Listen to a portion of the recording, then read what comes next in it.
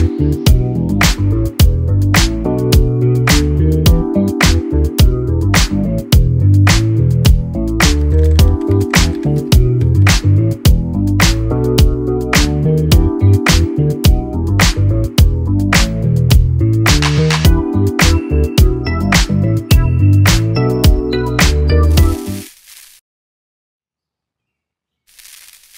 guys, good morning. It's already 9:09, January 27 na ba? Saturday na. And as you can see, wala na pong tao dito. Si Paul nasa baba. Si Alex and si Allen already left to go to the airport. Kakaalis-alis lang nila. Hindi ko alam bakit late na sila kumilos. Ang flight nila is at 11 something. 9 o'clock na, kakaalis-alis lang nila. Although malapit lang naman. Ngayon, I'm going to pack kasi lilipat kami ni Paul ng Airbnb. Kasi this Airbnb is too expensive for the both of us to stay in for 2 days. So lilipat kami ng mas maliit na Airbnb. Which is kinda hassle kasi ang dami naming dala, guys. Ang dami naming dadalhin. Tapos pagdating doon, para mag-a-unpack ka lang for 1 day, tapos empake ulit. Anyway, yun ang situation ngayon. And I have to pack kasi ang checkout namin is at 11. Tapos lilipat pa nga kami na Airbnb. Dito lang rin naman yun sa may area. Malapit-lapit lang. So, welcome to day, ano ba, 5? Day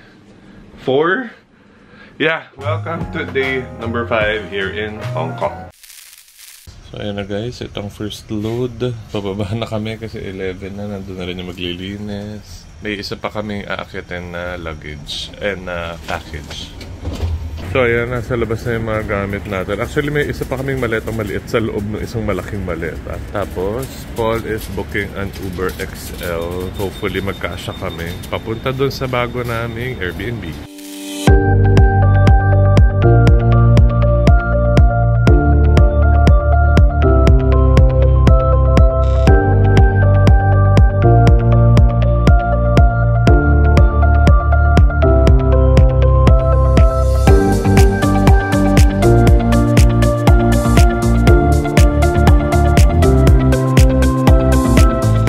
So yung nilipatan namin is here. This is Jordan Road. Tapos that's Shanghai Street. May Circle K here. Nandito, kumanan lang si Paul. May dala na siyang gamit. Naiwan sa akin tong mga to. Babalikan na lang niya. 2 o'clock pa kasi ata kami mag-check-in. Okay. Ayan siya, Vincent House. Medyo mas maliit. Ito na iba namin gamit. Tapos si Paul. I think... Oo, akit ka na. Anong floor? Baba ka ulit ha.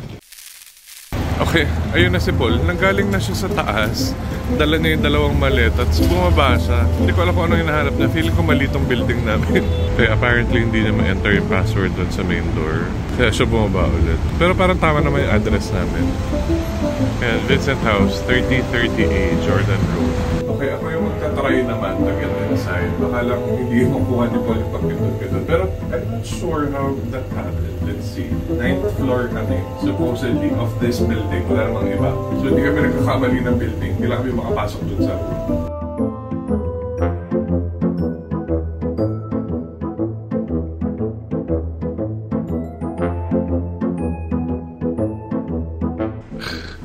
My gosh guys, ito lang kasi yung unit na B.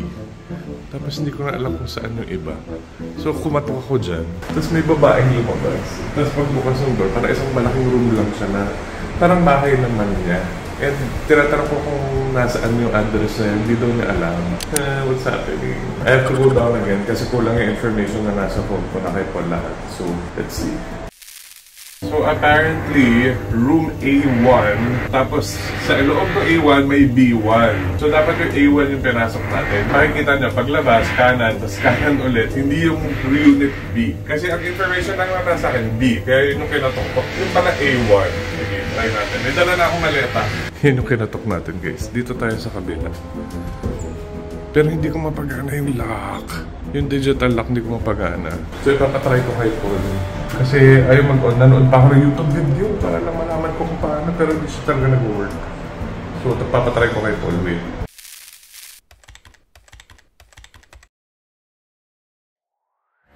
Yay! Nakapasok na kami finally. Ito yung room namin guys.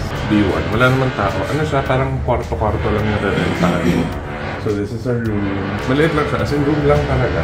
Pero mas okay siya kasi Ang daming storage, oh. Pwede kayong maglagay ng stuff dyan. Tapos maluwag pa dito. Ayan si Paul. Tapos common area na to. Tapos may isang room dun. May isang room dun. Hindi ko alam kung ano yung maingay na yun. Tapos, andito yung toilet. Yun lang, communal yung toilet. So, kailangan mabilisan ang gamit. But yan, hindi ko alam kung may kasama kami here ngayon. So, yan yung room. Magkano to? Actually, pwede mo pala siyang i-rent yung buong place. For how much? Ito lahat. Yung tatlong bed, 4 to 6 persons. Yung tatlong kwarto siguro. For how much itong atin? 6,300. 2 nights, 6,300 pesos. 2 nights for 2 people.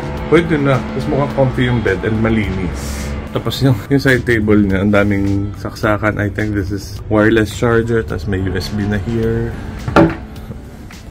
Okay. So pwede itago yung maleta dun? Ganun ba yun? May taguan dun. Diba? Ang daming storage. So yun, mag-ayos lang kami ng konti. Tapos alis na rin kami kain. Wait lang, mag-ayos lang kami. Okay, ayan, nakapag-settle down na kami. Naayos na namin yung gamit namin. And now we are going to eat. Medyo mas mainit ngayon, pero kapag mahangin, lumalamig. Buti pa siya, cohesive ang outfit niya for the day. Kahit hindi planado. Ako, ginawa na lang natin ang paraan. Para lang magmukha tayong tao. Hindi ito yung planned outfit ko for today. Hindi gusto maglapang. Anywhere. I'm so hungry. Di pa kami kumakain, alauna na ata. So ayan, McDonald's gaming tayo ulit. Wala na kasi kaming plano talaga for the past like 2 days hanggang sa umuwi. You want the twister fry? Have you tried the twister fries? Is it good? No, I haven't. Sila Alex yung nag-try na. Or you want I want just the regular fries. So yan, order natin. And the total is 115 pesos. Not bad. Meron silang ganito oh, yung dito lang meron. Ito siya, yung prosperity burger nila. There. Masarap naman guys. Medyo lasa lang siyang paminta. Tsaka I was expecting it to be bigger. Pero okay lang. Okay guys, sorry.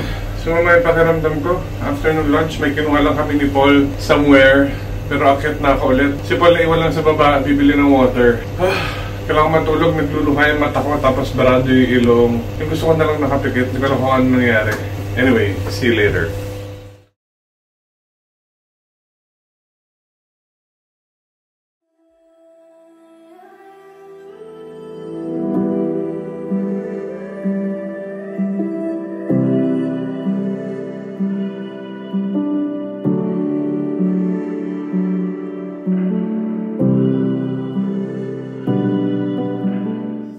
So ayan, medyo nakatulog naman tayo kanina. Buti na lang. Grabe yung lips ko, grabe yung pagka-dry niya. Nakikita niyo ba? Yun yung black na yan. Nagdadry yung lips ko. So sobrang lamig siguro. Kaya may magka-contact lens lang ako. Tapos magpapalit ako ulit dun sa suot ko kanina. Tapos lalabas kami ni Paul, magdi-dinner kami.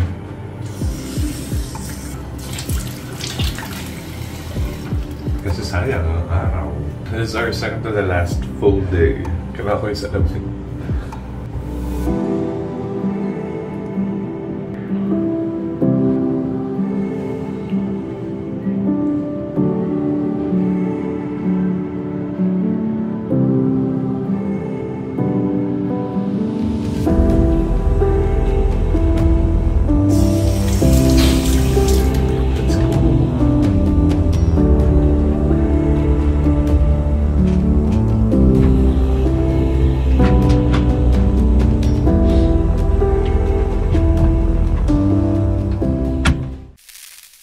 And guys, I feel so much better. Siya hindi siya nag-sleep. Pero ako nakatulog talaga ako. Bago pa siya matapos, tulog na ako. Kailangan ko lang talaga ng tulog. I'm okay again. Kaya na kami. Let's go. So ito yung pinaplano namin i-try ni Paul. Titignan namin na kasi sabi ni Alistair mahal daw. Ito yung parang street food market nila here. Malapit lang to sa amin. Tanaw na tanaw dun sa kanto namin. Tignan natin kung mahal or mura, daming tao. Lagi namin ito nadadaanan pero ngayon lang namin siya titignan.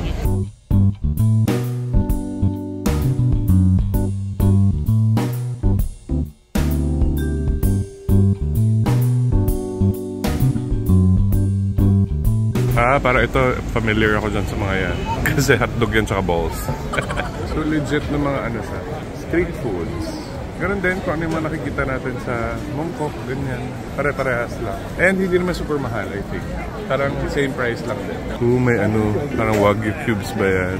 Tsaka gyoza, fried dumplings for $30, 5 pieces. Hindi ko lang sure guys kung all year round to or dahil lang parang, ayun may mga lanterns kasi feeling ko dahil lang sa Chinese New Year. Parang all year round ata. Parang all year round daw, sabi ni Paul. Oh my gosh, parang ang sarap naman nito. Ang laki nun, no?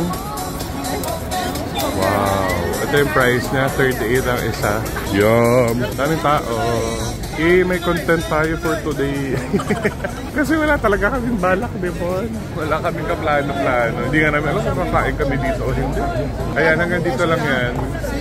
Ayan yung buong street. Naiksi lang siya. Pero marami namang tinda, in all fairness. Diyan na lang daw kami kumain. Wala kami in-avail doon.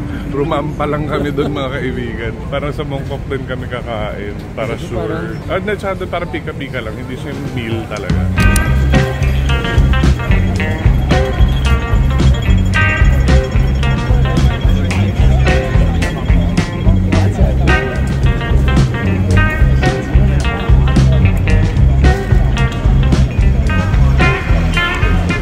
So ayan, nasa Mongkok na naman tayo mga kaibigan. Parang binabalak namin mag-Cafe de Coral para sure.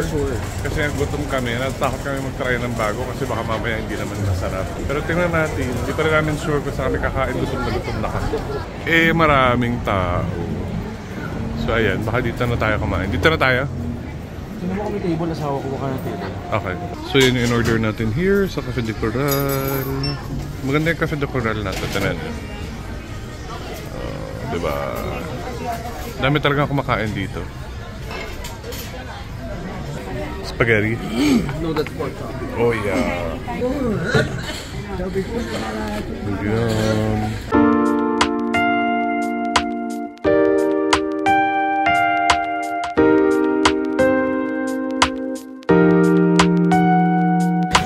Ay, busog na po ang mga adla. Congratulations. In fairness, yung mga ganong kain, at least alam mo mabubusog ka. Alam mo masarap natin. Pero may nakita kami itong chicken na may gravy. Ngayon ko lang yung nakita. At hindi siya basta-basta chicken, isang buong spring Porter, chicken. parang, grabe mo, isang buong. Isang buong spring chicken.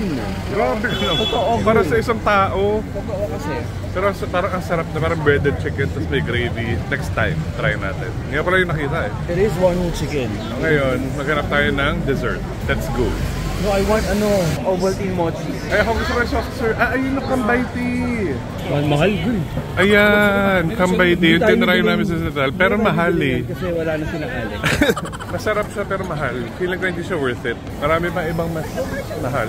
Mas marami pa ibang mas masarap. Yun pala, nakalimutan ko tapusin yung sinasabi ko. Yung McDo dito, meron sila ng soft serve ice cream. Pero ang flavor, Ovaltine. Kaya hindi pa namin natatry. Gusto rin i-try ni Allen yun, hindi niya ma-achieve. Kasi yung mga pinupuntahan namin McDo, walang gano'n. Pero yung lahat ng dinadaanan namin meron. Pero yung mga kinakainan namin wala. Weird. Alam niyo na, nandito na naman tayo. Mission accomplished. So ayun guys, maglalakad na kami pa uwi. Hindi ko lang ma-achieve pa natin yung dessert. Of course, why not? Kasi sinisipon ako. Pero nagtataka kayo paano ako nagkaroon ng cup. Dumaan kami ng GU. May binili lang kami ilang items. Kasi yung GU sa Causeway Bay wala na. Dito meron 2 floors. May Causeway Bay GU pero maliit. Wala na. Wala ba? Wala na. Yung sa ano? Yung sa may Sephora. Anyway. So yun, doon ko ito binili. Kasi maambon-ambon, tapos medyo malamig, tapos sinisipon na nga si Akla. Kaya hindi ko alam kung ipupush pa natin Si Akla kasi apang-apangan, nakala mo naman. Hindi ko alam kung ipupush pa natin yung Milo, pero gusto ko siya talaga itry. Kanina pa pinagbebero ka, ayaw magbero ka, akala mo super... Mamaya na nga, pag uwi. Superhero, nagmamaganda, hindi naman maganda. Tignan nyo guys, pag weekend, dami pang tao kahit 9 o'clock na. Dati mga ganitong oras wala na dito eh, no? Kaya hindi na natin pwedeng dagdagan pa yun. Ganyan niya ako pababa. So ganyan na. Bumaba kami dito sa Fortress. May tinignan siya malata. Thank you so much, sir.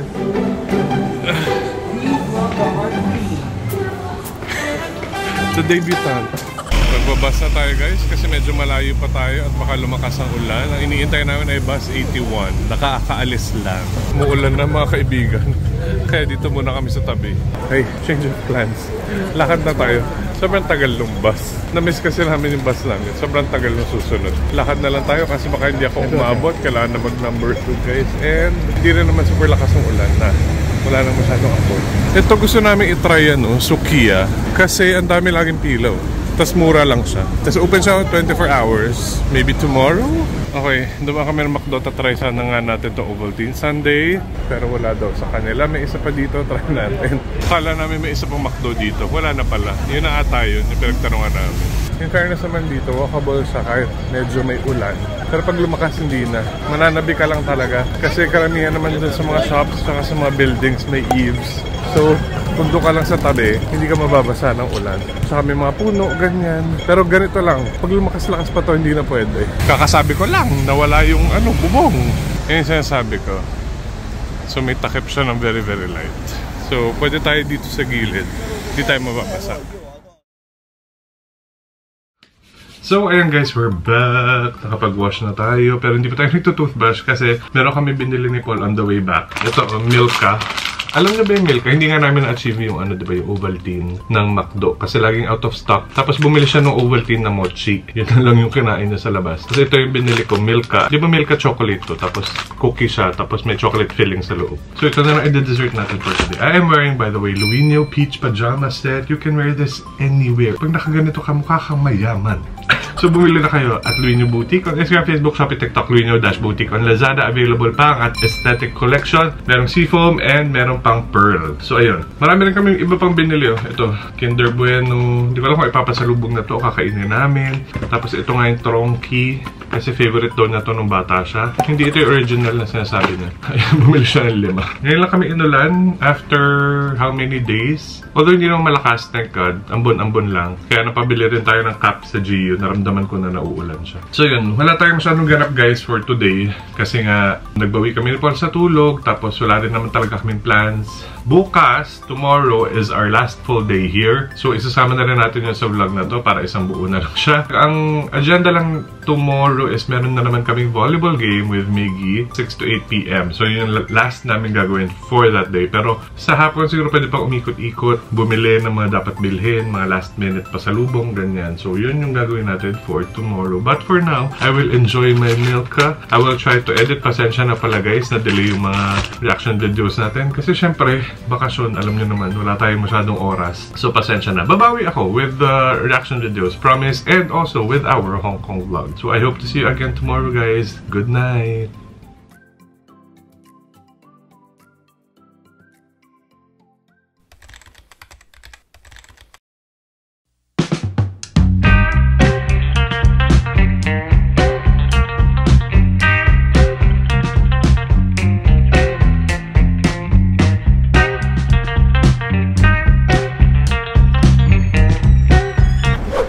Good afternoon Hong Kong, good afternoon Philippines. It's a Sunday and papunta na po kami sa we're gonna have lunch sa Mira Place.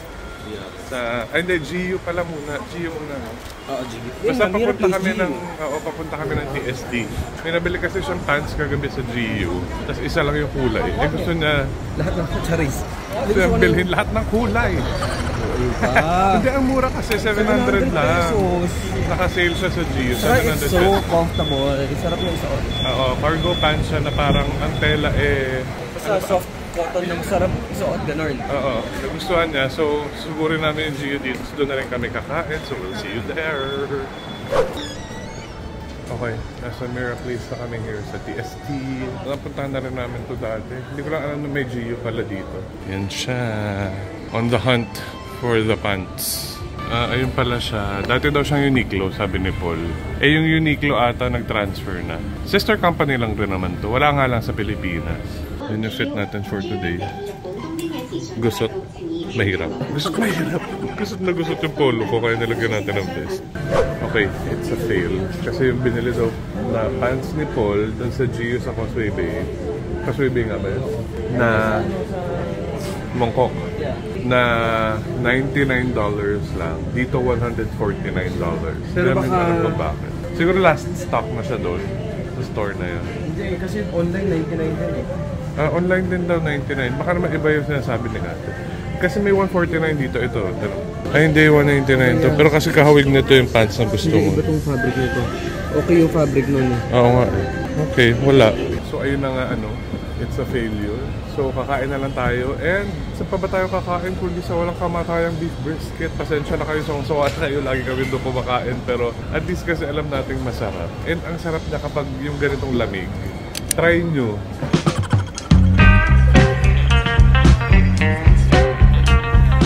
Oh my God, it's closed. Alam ko kasi Monday sila sarado. Ay. Sa tayo kakain? Sa gusto mo dito sa baba? Silver Court. So yan, dito tayo. Malapit lang naman. Ayan yung Marco Polo. Ayan yung Silver Court. Ano to? Food court. Papasok lang kami dyan sa baba. Nakakain na rin kami dito before. Pero first time namin magpo-food court sa trip na to. Ayun, na-distraction. Papasok siya dapat. Marami lang baba. So ayan siya, Food Republic. Nadala ko na kayo dito before. Kain na tayo. Madaming tao today. Oh. Doon usually yung binibilang ko. Pero hanap muna tayo ng seat kasi medyo maraming tao. So baka mahirapan tayo maghanap. Ito yung madalas kong ino-orderan dito sa Silver Court. In-order natin for $60 pork curry. Ano ba yun sa'yo? Hainanese chicken. Hainanese chicken.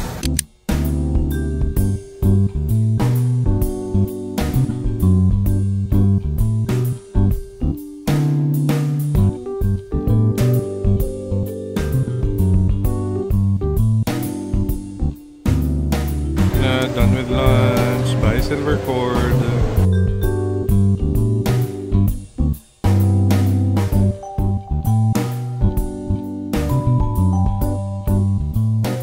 Okay, mangkok tayo guys and napakaraming tao sa station pa lang. Well, sabi ko na maraming tao dahil it's a Sunday. Punong-puno. Actually, may babalikan lang kami here. Nothing major. Yung mga kailangan na ulit bilhin at balikan. Tapos, babalik din naman dun sa Airbnb kasi nga may game kami ng 6 to 8. Grabe yung pila. Nandito kami ulit sa SimCity kasi may hinahanap lang kami. Tapos may mga stores na ganyan. Yung pinipilahan. Hindi namin maintindihan kung bakit. Parang may bago i-release na kami. Kasi sa baba, nasa 3rd floor na kami. Parang every floor, may isang store na ang haba-haba ng pila. Hindi ko alam kung bakit. Ayun o. May mga pila talaga. Hindi namin alam kung para saan to. Nasa 2nd floor na tayo. So, ayan, nagpapabili si Alexis ng kastanyas kasi ang sarap daw. Kahit inuwi na niya sa Manila, masarap pa rin.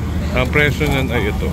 Ayan, $50 ang 1 pound, ang half 25. Meron din potato and eggs. And secured na ang kastanyas ni Madam. Nadadalhin natin sa Pilipinas. Ito na naman tayo, Bardagulan in Hong Kong and Mongkok guys. Let's go!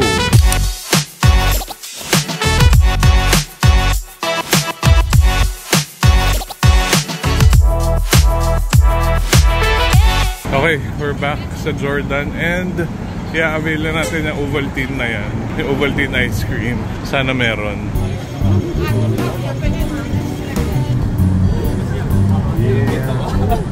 Ayan na siya. Picturean lang natin.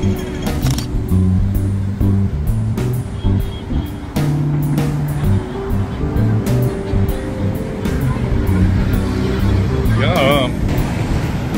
Sarap. No? So, Ovaltine. It is. Malamang. Ano mo maging Milo yan? So, ayan. Papunta na kami guys. Doon sa kami maglalaro today. With Paul. Naliligo yan guys. Inuulit-ulit lang natin. Ayoko na magsayang yung magdamit mo. Sayang na yung damit. Pero naglalaba rin naman siya. Ano ko ba dito? Pero naliligo siya. Naliligo talaga ako. Disclaimer lang. Baka pag ilang video niya na nakikita na ito yung suot.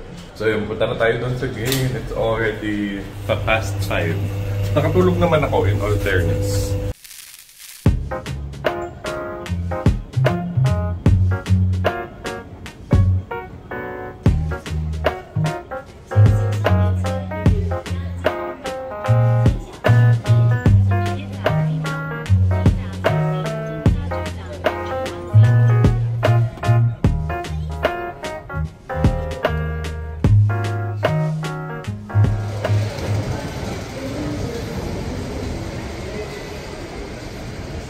dito sa lugar na to. Parang ang aliwalas. Nasa ano kami, exhibition center. Dito tayo maglalaro. Okay. Sabi pala ni Miggy, ang mga kalaro namin today, mga malalakas. Kasi parang international, merong iba-ibang lahi. Ganyan, hindi lang mga Chinese.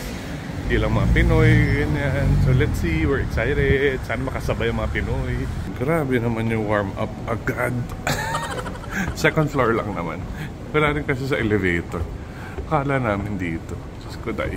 Grabe, may ganda ng court nila, guys. So, ang lala. Tapos impunto, kanina may nagbabadminton. Impunto, pagka 6 o'clock tanggal. Tapos kabit ng net. Hello!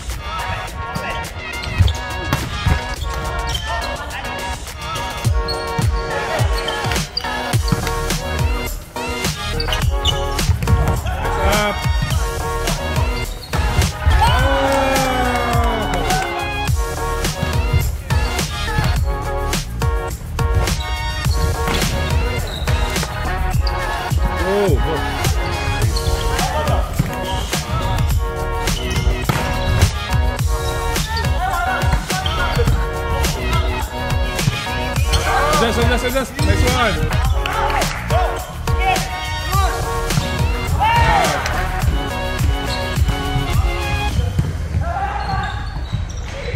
Oh my gosh. Oh my gosh.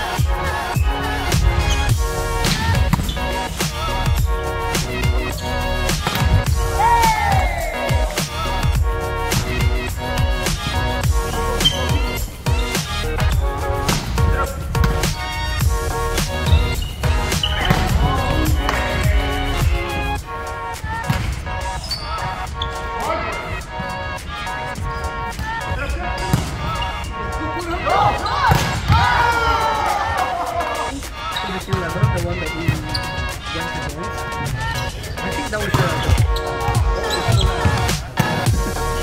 Das ist normal.